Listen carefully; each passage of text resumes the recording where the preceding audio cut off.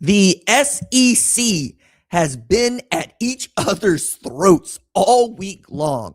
First, we have LSU head coach Lane Kiffin taking a shot at Ole Miss. We have Steve Sarkisian taking a shot at Ole Miss after Pete Golden said some things he shouldn't have about Steve Sarkisian, we think, although you're going to have to do a little bit more work to show me how those things tie together. And here just this morning, we had the new athletic director at LSU go after Brian Kelly for really not doing half the job as head coach for the Bayou Bengals.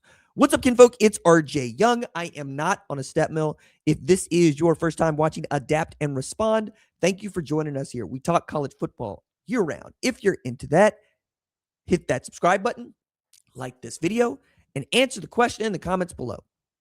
Are you having fun watching the SEC go at each other like our new favorite Real Housewives of the Southeastern Conference? Because I am, dog. Like, not in any sort of Schadenfreude way, because that's not really how I get down in these things.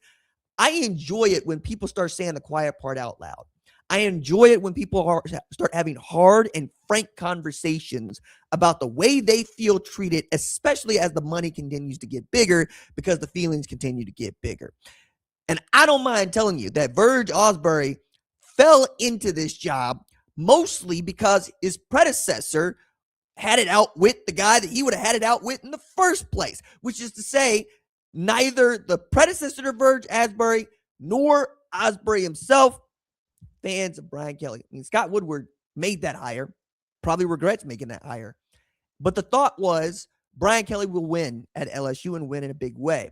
As a matter of fact, he made one of the most remarkable decisions, and I mean remarkable being, okay, didn't see that coming, that we've seen in the last decade in leaving Notre Dame, a place that he had coached to a national title appearance, a place that is routinely in the college football playoff conversation, and a place that gets to make up its own rules about the sport for LSU.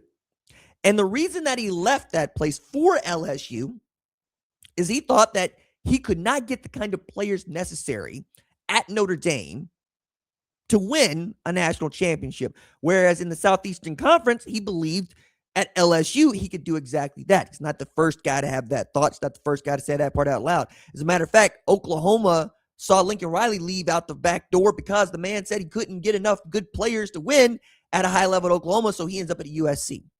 Neither one of those coaches has made the college football playoff since leaving the place where they last coached the college football playoff.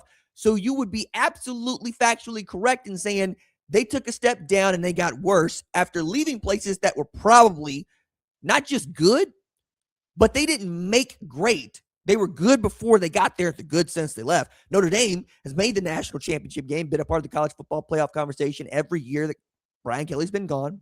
And Oklahoma got to be one of the first programs in college football history to host a home playoff game. Brent Venables won 10 games in the SEC.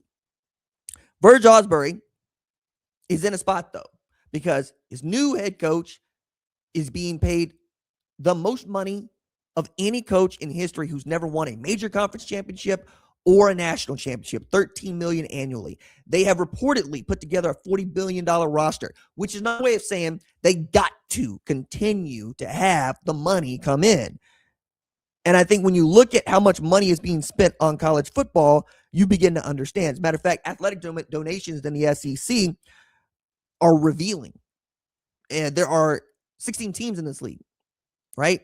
To crack into the top 10 with donations for your athletic giving, you got to be Florida at about $49.6 million. LSU ranks fifth on this list at $65.7 million, and Texas is ranked the most, actually about $57 million clear of Tennessee at $167.7 million they received in athletic donations in 2024, 2025. You're looking at LSU at 65, and you're seeing Texas is bringing in $100 million more dollars in athletic donations annually than you are. You got to get out there and start shaking hands, kissing babies, doing that politics stuff to get this money up out these pockets, because Louisiana got that money, but they want you to treat them right. You ain't going to give you this money. So what did Ausberry actually say? about Brian Kelly? Well, he said, you have to go do some things with alumni and do things with boosters, do things with fundraising with NIL. You have to be a part of that. That's what Lane will do. He'll go out there and have that conversation with the donors and the people who support the program and say, we need your help, and give them his cell number. He's not one who will say, okay, I don't want people to contact me. I don't want people to touch me. I don't want people to be around me. That's who we had. That's why we got what we got.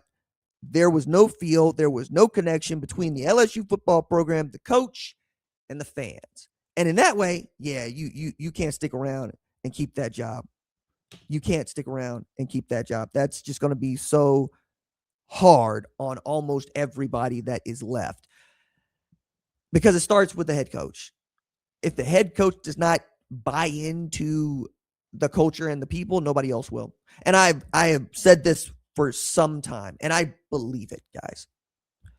If you are a head coach at an FBS program, and there are 138 of those jobs, you have a license to knock on anybody's door in your community and just say, hey, I'm the head coach at the University of Tulsa.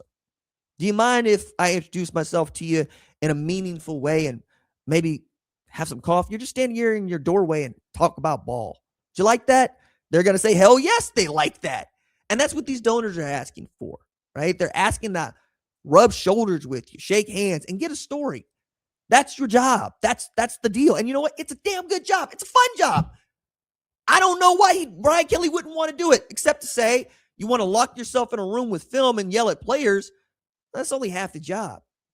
Matter of fact, that's what you got coordinators and assistants for. Your job is to make sure that everybody understands the open door policy at your program, and that if they root for you and they give you money, that you are as invested in them as they are in you. I don't see that being a problem, and I don't understand why it was one for Brian Kelly at a place that is very public and very proud. And they have every right to be.